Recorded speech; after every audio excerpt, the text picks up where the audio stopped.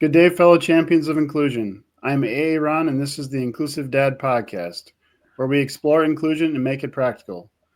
Thank you for taking time out of your busy schedule to join me in exploring ways we can create a more inclusive world together.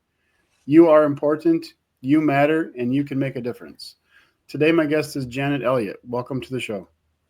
Hello, Ron. It's good to be here. Yeah. Why don't you just start me off, just telling me a little bit about yourself?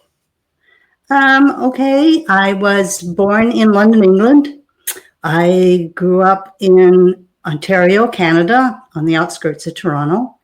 I am now married to an American, so I split my time between Florida, and I still have a cottage in Ontario that I go to. I have 2 daughters and 8 grandchildren. And I'm now retired from the retail business. I own 2 corporations. Okay, awesome. My first question is always, what is your definition of inclusion?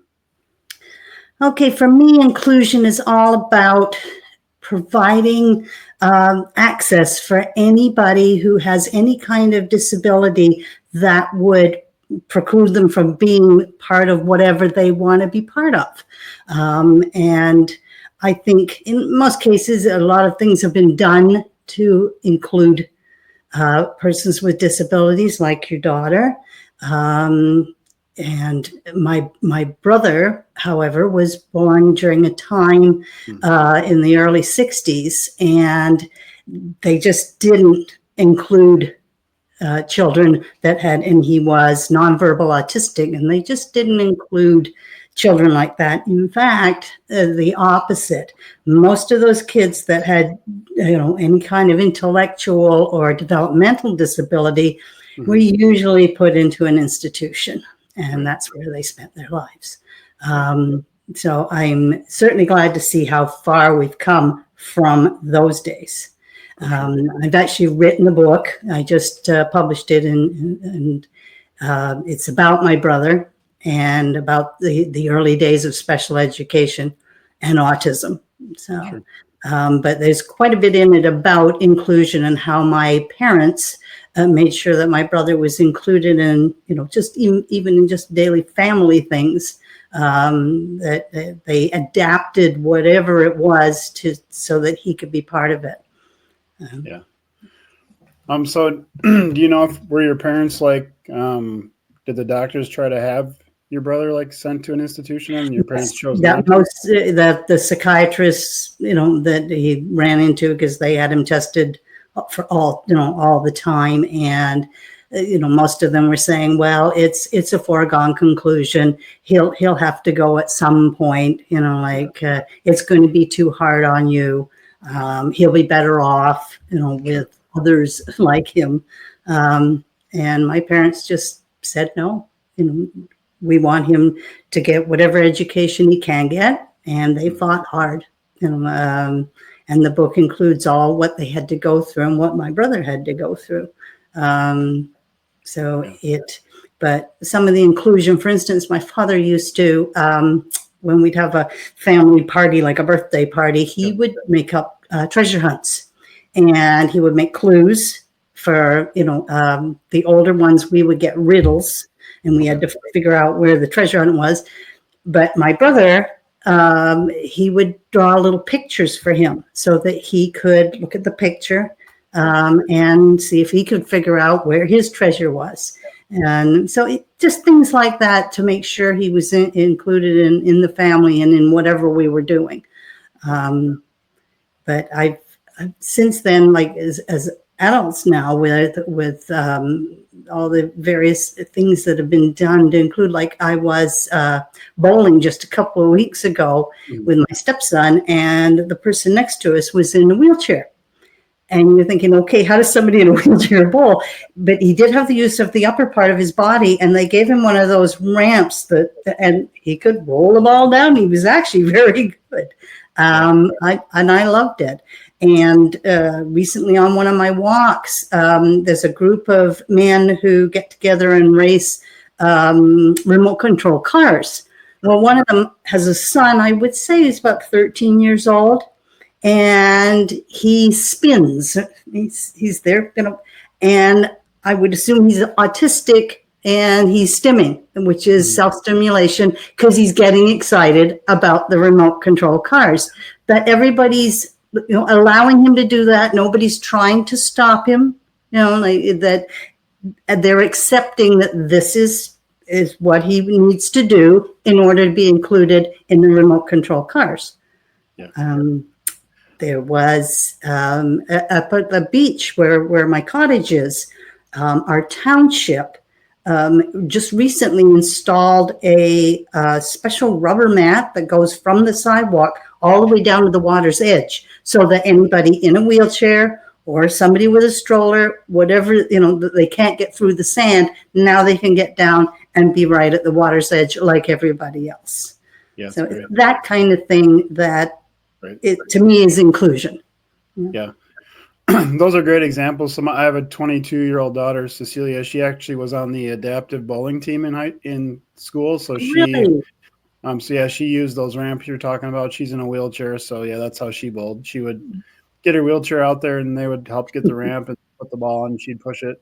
So she actually, her and a teammate were like I think they call it doubles in bowling, or where the two people bowl. And they were the state champion in their division when she was like in 8th or 9th grade. So. I love that. That's great. That's great. That something like that in the match, or even like curb cuts. I mean, it is like if you're using those things, like you said, people with strollers or walkers or canes or anything, it makes it better for everybody too. It's not just people in wheelchairs. So sometimes those things absolutely. Or even the ramps. I mean, sometimes they have little kids. It's easier for them. The parents put the ball. That's what I think they were originally designed for, but somebody decided to adapt them for that, and it's a great thing. So what inspired you to share Michael's story in Alien Savant, and how has your family's journey shaped your advocacy and neurodivergent for advocacy? Okay, what happened was a few years ago, we were cleaning out my parents' house, getting it ready because parents are long gone, to get it ready to sell. And under my father's desk, in his great clutter of paper, there was quite a few boxes, and I got relegated to have the boxes. So one of them was full of Michael's school records. We didn't even know this existed. So I started going through it, and I was stunned, absolutely stunned by things that happened to him that shouldn't have happened. And I thought, oh my gosh, there's a heck of a story here. So I started writing it. And what's included in the book, there's quite a few of his drawings, because that was the only way he could communicate. Okay. He was nonverbal. He did do some signing, but very sporadically. The autism wouldn't allow him to maintain eye contact, so that he could really sign the way, as a whole language. So anyway, I had all these papers and all these pictures.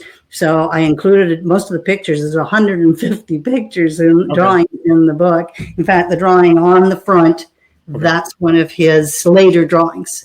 Sure. That's what inspired me and what got me started. Had you ever written a book before that? Nope. No. This is the first. Yeah. And hopefully not the only. I really enjoyed the process, so I will probably do more. So. Yeah. So what was it like growing up as a sister of your brother? How did that shape your life, you think? Well, because I was a little bit older, I'm 7 years older, and he was just the baby. He had his little peculiar things that he did or didn't do. And we just, as kids, you just accepted it, that was Michael. That's the way he was. Yep. And we were always expected to look out for him. I guess we didn't even realize we were being advocates for him as children.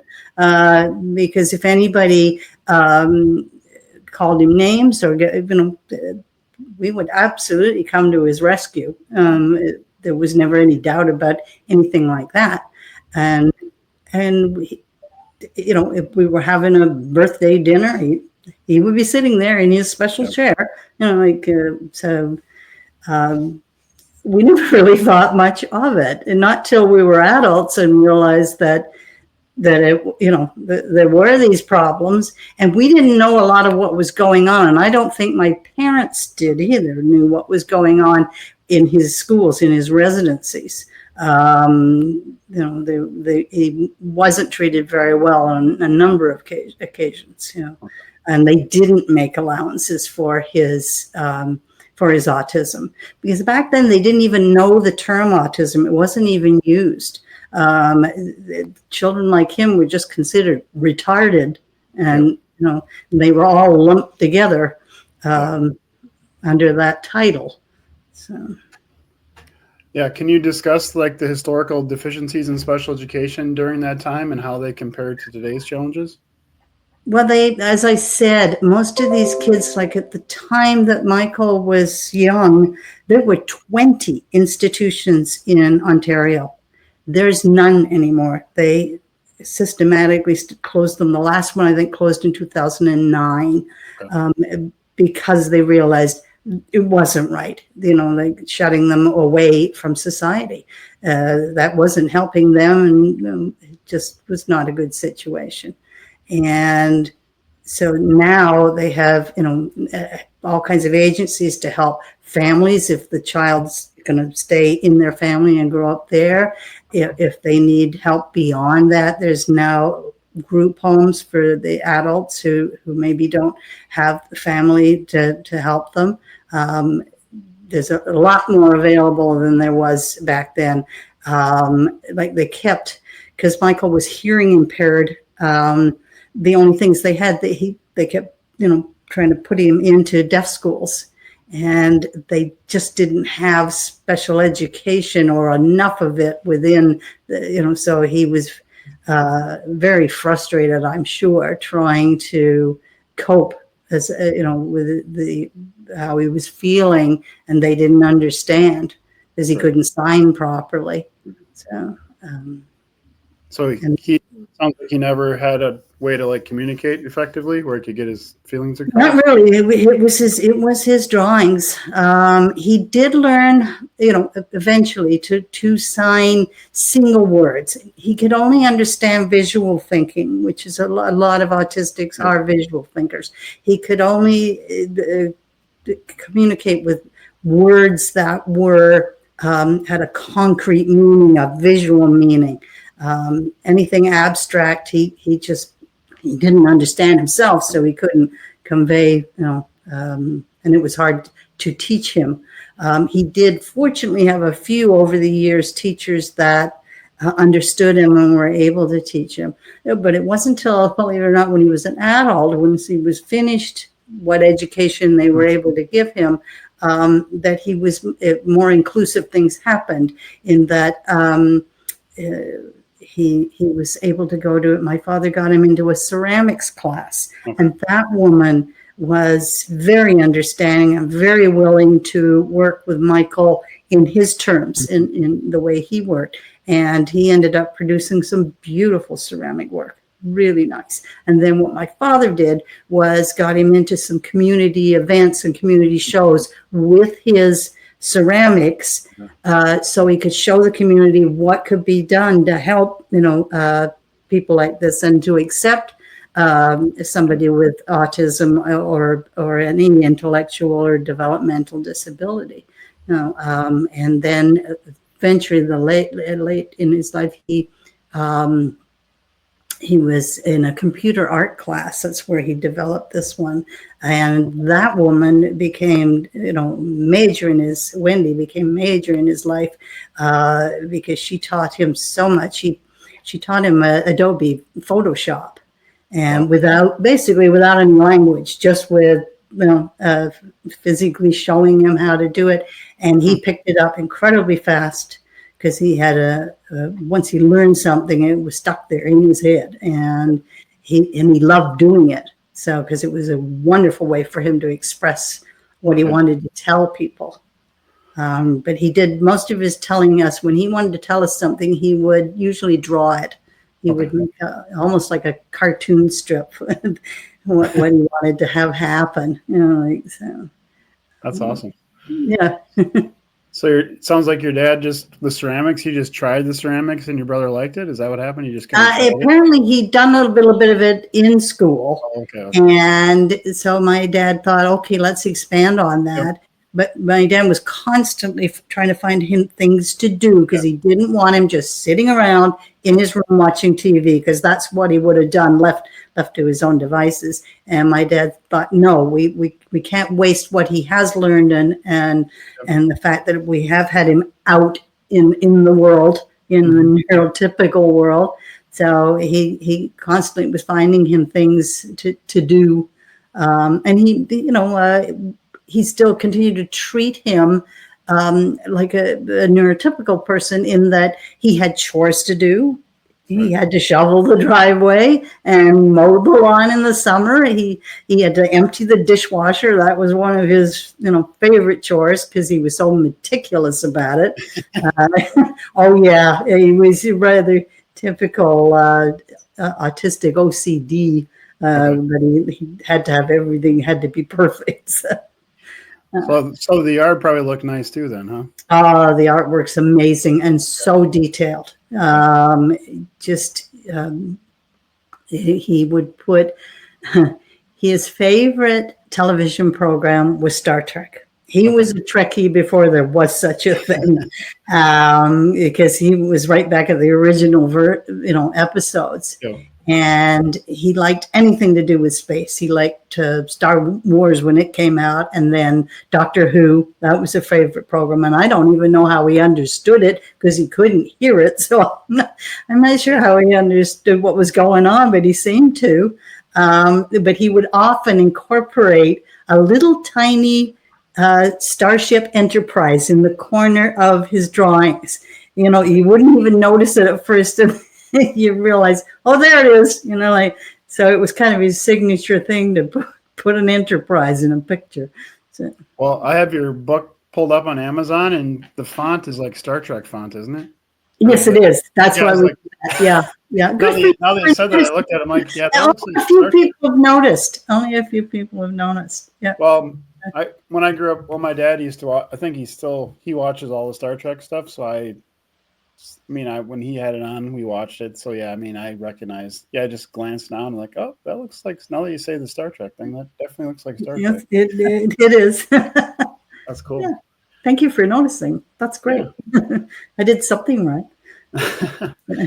What do you think about your parents' upbringing that helped them to raise like your brother like that? What do you think in there?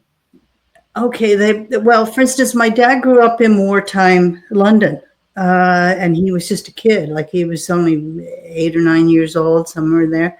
And they were all the kids in inner city London were all sent away into the north part of England, sent to to stay at farms and little villages, and to keep them safe. But they were completely cut off from their parents, from knowing what was happening. They didn't know if they still had a house standing, and he said it was from that moment on that he made a promise to himself that any child that came into his house, into his home and into his life at any time, he was going to make sure it felt safe and secure and wanted, that they would never be abandoned, because he said it felt horrible to be in that position. So that was what sort of started it for him. But both my parents were, they loved kids always. And we always had neighborhood kids in the house. It was always noisy and a little bit messy. But they were very accepting of any kid in any situation. And they took the attitude that there's no bad kids. They just haven't had the right, opportunity, or nobody's listening to them. And they always had that attitude about everything. So I actually had a wonderful upbringing, very, very open, very accepting. So. Yeah, I can see how your dad, as a kid, going through that experience would definitely have an impact on Right. how you raised your brother. That makes sense. Yeah. What practical advice do you have for educators working with neurodivergent students to help them thrive in the classroom? Oh, well, I put little blurbs in the book, like just little thoughts. I'm no, I have no special education degrees or any kind of doctorates or anything like that. I'm just a sister, but I'm also a mother. One of my kids, had behavioral issues and hyperactive. And then I have twin grandchildren who are both on the spectrum. Okay. So it's like it's still in my life. But having already had some experience with all of this, again, it makes me very accepting of the kids and their unique behavior. As I said, it's just staying open to what the kid is trying to tell you, and they may appear like they're not listening. Yeah. Oh, yes, they are. And they're taking in, all sorts of things. So always be aware of that. But all I can say is I hope that with the removing of the diversity, equality, inclusion, taking that away, I don't know. I'm hoping it doesn't have as much impact as it might. We've come so far with that to remove it is not a good plan. But I'm going to stay positive. Hopefully, that because people are already sort of on that wavelength of including, that they continue to do that on their own.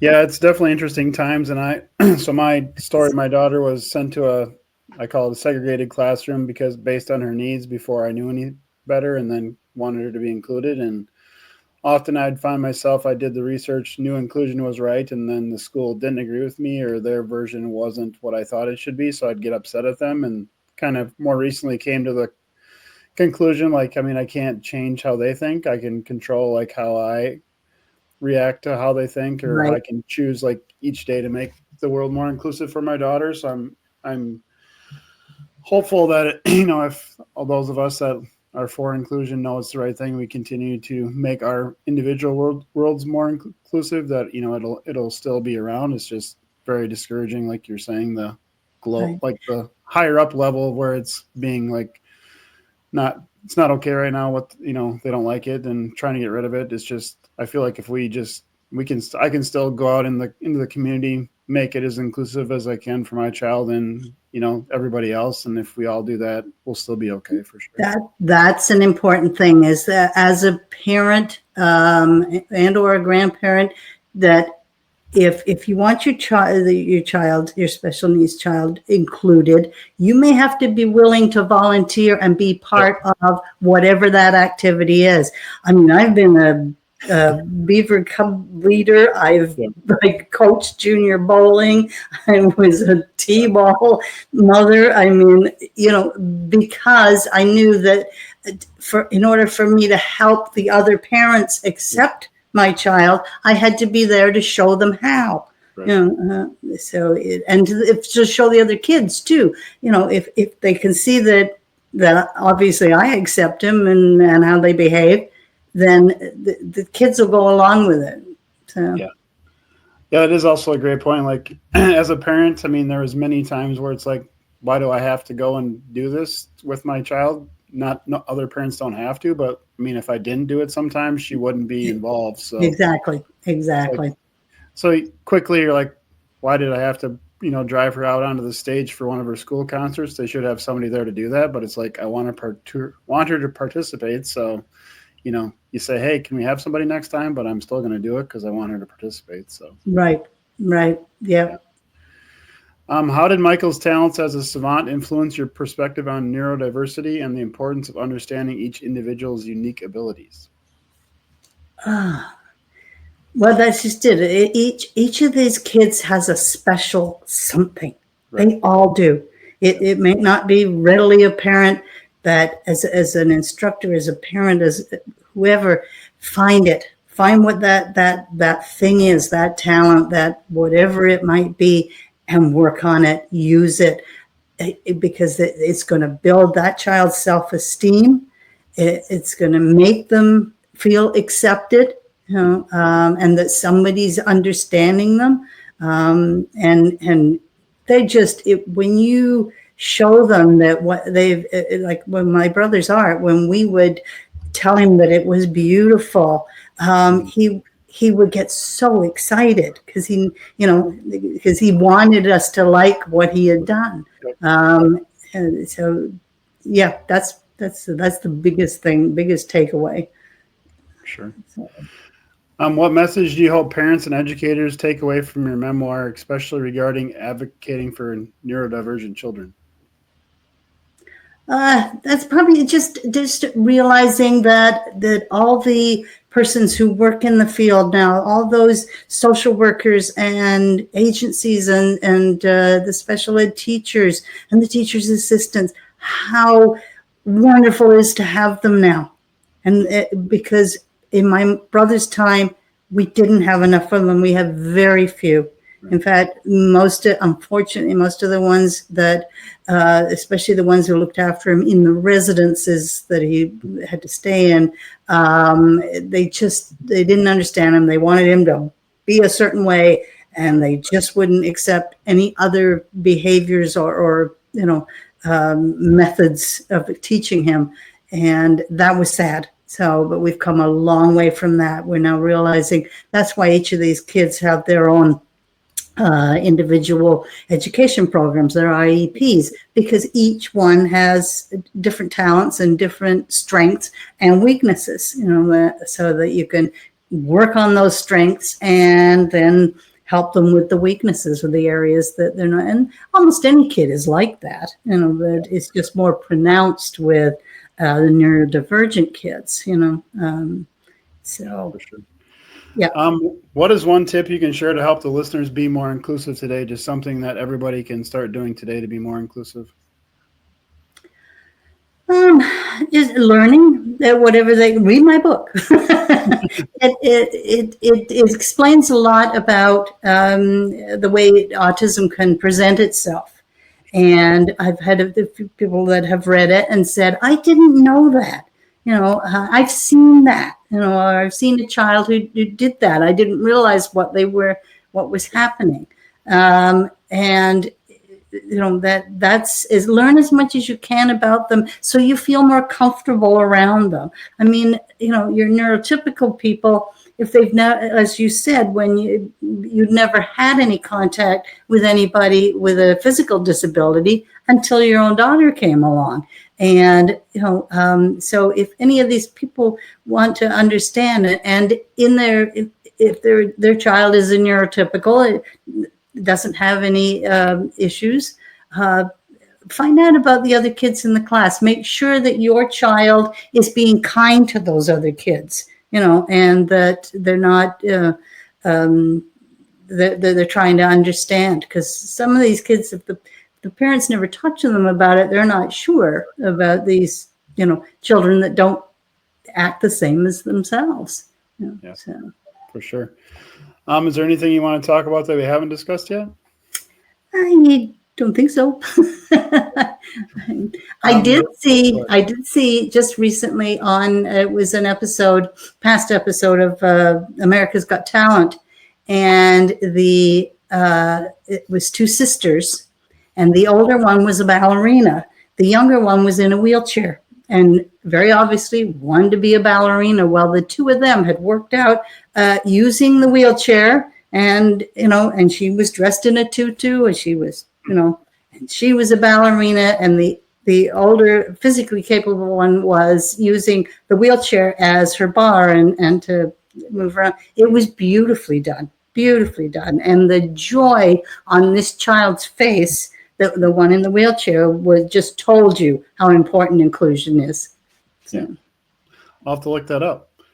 Where's the best place everybody can connect with you? I have a website. It's called My Guided Pen. And So under the name Janet Elliott. So Janet at My Guided Pen, and that will get you to my website. Awesome. I will make sure I put that in the show notes. You ready for the last question? Okay. Do you like Spam lunch meat? Yes or no? I like it about as much as I like peanut butter, and I hate peanut butter. So it's a no. Yeah. So I live in Austin, Minnesota, where they make Spam and where the Spam Museum is located. So I've been asking all my guests if they like Spam just to see what the reaction is. It's usually like what you did, laughing on either a pretty solid yes or a pretty solid no. There's usually no middle ground. Yeah, it is one of those items. Yes, food. Yeah. I don't have it in my cupboard. If that, you don't have any. Actually, I don't even know. Well, besides that can, I don't think I have one in my house.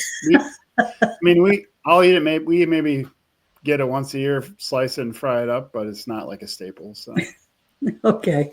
They don't have a national Spam day or something like that. They probably do. I mean, that's a great. I don't think I've ever heard of a national Spam day. But yeah, the museum's here in Austin, and last year I saw they had like 100,000 people come to it, and the town's only like 25,000. So a lot of people come. Oh my goodness! So, oh wow, it's crazy. So if you ever want to visit the Spam Museum, you got to come to Austin, Minnesota. Yeah. Okay. Thank you so much for being on today. Thank you for having me. Yeah. To those listening, thank you for allowing me to be part of your journey. It is truly an honor. Please join the podcast newsletter by clicking on the link in the episode description to keep up with the latest episodes. Together, we can make the world more inclusive. Until next time, stay empowered and be a champion for inclusion.